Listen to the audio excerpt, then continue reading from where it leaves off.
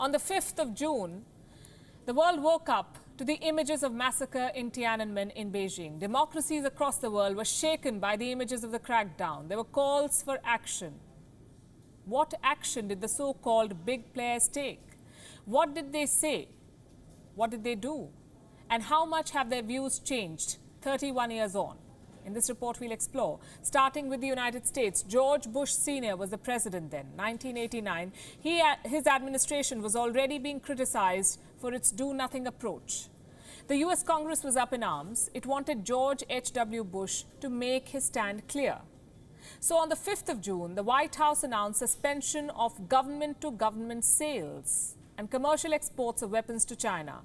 But the U.S. refused to end ties completely with the communist leadership. Let me tell you what Bush Sr. had to say, and I'm quoting, "What I want to do is preserve this relationship as best as I can.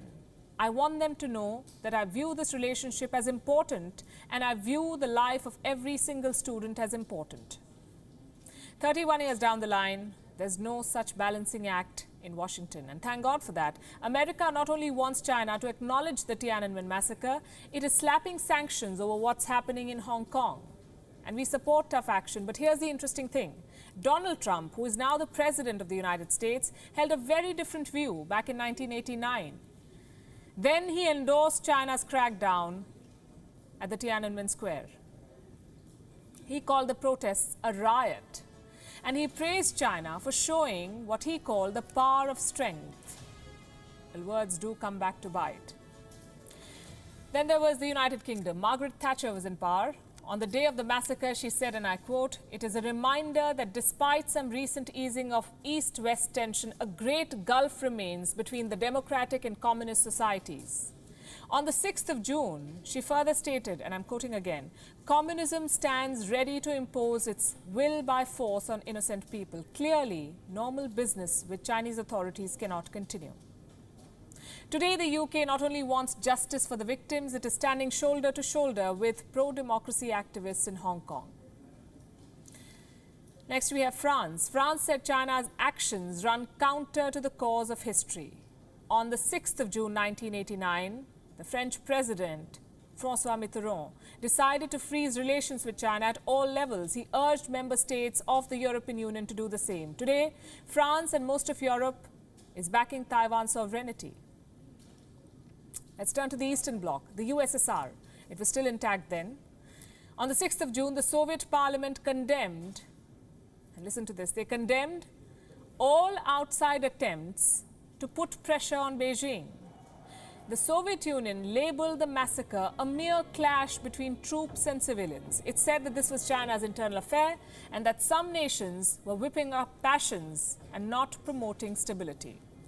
Not much has changed there. Russia is still backing China. It still hasn't commented on the Tiananmen anniversary, and it still remains tight-lipped on what happens in Hong Kong. What about Japan? It was unsparing. The Japanese Foreign Ministry called the Chinese regime's actions intolerable from a humanitarian standpoint. The Japanese parliament pushed for economic sanctions against Beijing. Today, Japan, along with the rest of the world, is seeking an independent probe into the Wuhan virus outbreak. Australia. The then Australian Prime Minister, Bob Hawke, joined Chinese students in solidarity on the streets of Sydney. He granted them a 4-year asylum to stay in Australia, a decision which he is said to have taken without consulting his cabinet. Today, Australia is at the forefront of seeking accountability from China for this pandemic. And then we come to India. What about India?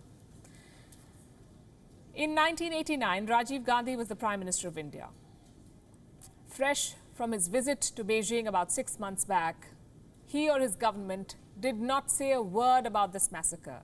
Reports say that the Indian government of 1989 told the state television, which was the only kind of television then, to tone down the coverage of the Tiananmen Square protests. It was believed to be a signal to Beijing that India would not revel in China's domestic troubles. Well, even today, India does not comment on China's so-called internal matters. No official statement on Hong Kong or Taiwan. But India has backed the international call for a probe into the Wuhan virus outbreak, and India is facing China at the border.